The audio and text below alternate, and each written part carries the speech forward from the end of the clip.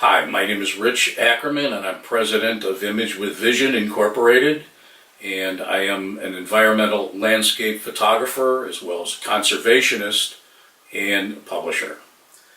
Today, in probably the last year, 2 years, actually longer than that, pretty much every day we've been hearing about our environment and global warming, fossil fuels, carbon emissions, and so on. These are all important aspects to what's really going on in our planet, which is undergoing dramatic change right now. And as you all know from your science classes, that the Earth goes through normal heating and cooling cycles.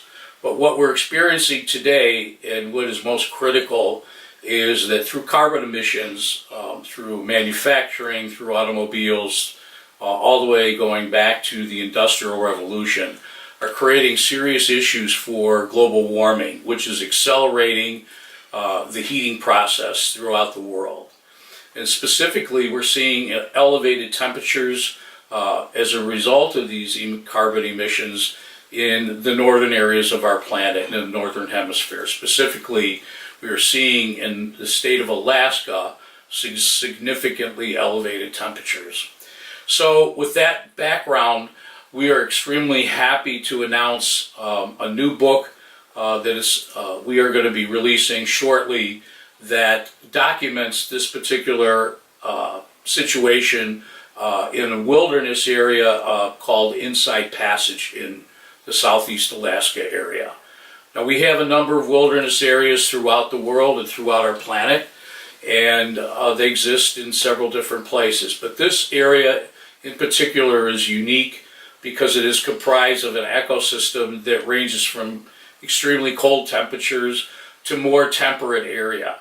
And it includes one of the last remaining rainforests on our temperate rainforest on our planet, and also a number of glaciers, beautiful glaciers that we are starting to see melt, and we're seeing more dramatic melting of these glaciers.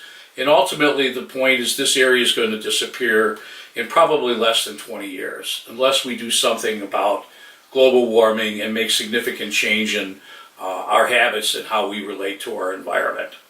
So what we wanted to do with this book is to be able to do two things were my objectives. First of all, I wanted to create a document that if you come to this area, you have something that you can take back with you that shows the area in all its beauty as it stands today, and as it exists today. The second thing that I want to be able to do was, if you can't get there, there's many people that will never be able to see this region before it disappears.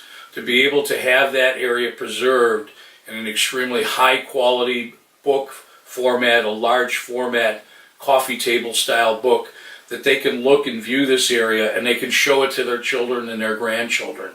Third, I wanted to be able to have something as a keepsake for those people that do come here and see the area while it is still here, to have something that they can take with them.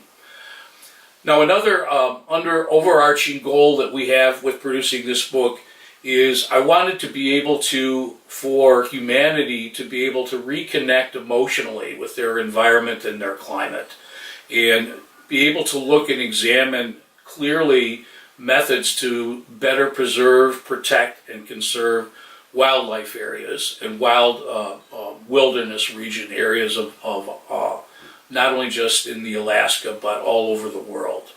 And that's something that if we can achieve those goals with this book, I will be very pleased at the results. So to give you an idea of what the book is, it's a coffee table book, as I said. It's a very large format. It's a 13 by 11 size. This is sort of a sample of what we're looking at doing. The book style and photography style that I have used is much like the Ansel Adams books, the Edward Weston books of the photographers of the West and wilderness areas of the West, the Southwest, the Pacific Northwest, and Northern California regions. The book is very large, it's very high quality. We chose, and I chose specifically black and white photography for a number of reasons. Number one, nothing else out there can really replicate the tonal values of that particular region exquisitely. We also wanted to be able to reproduce those photographs in extremely high definition, high resolution, to be able to show that tonal range. Color would act as a distraction to what's going on in the region, and which is one of the reasons why we chose not to use color for this book. Our book will have many spreads like this that you see, double page spreads, full page spreads, to be able to show in immense detail the area that is going to be disappearing probably in less than 20 years.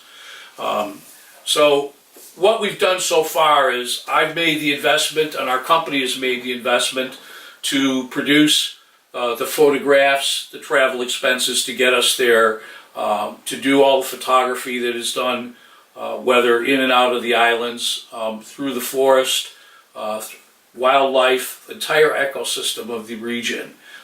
We've taken the time over the last 2 years to produce this book, so we've covered those costs. All we're looking for at this point is your investment and your donation to cover the cost of the printing. And we're looking at a total investment of $15,000 to print the first edition of the book, as well as to cover marketing and launch expenses for this first edition. We think that we'll be totally self-sustaining before the book is actually produced and printed in the second edition. So we're excited to be able to get the first edition out probably in the next few months. So we're excited to have you work with us and to be able to contribute to our program, to this book, and to subsequent books on other wilderness areas and regions that are disappearing as a result of climate change. So thank you very much. We appreciate your time, and we appreciate your donation.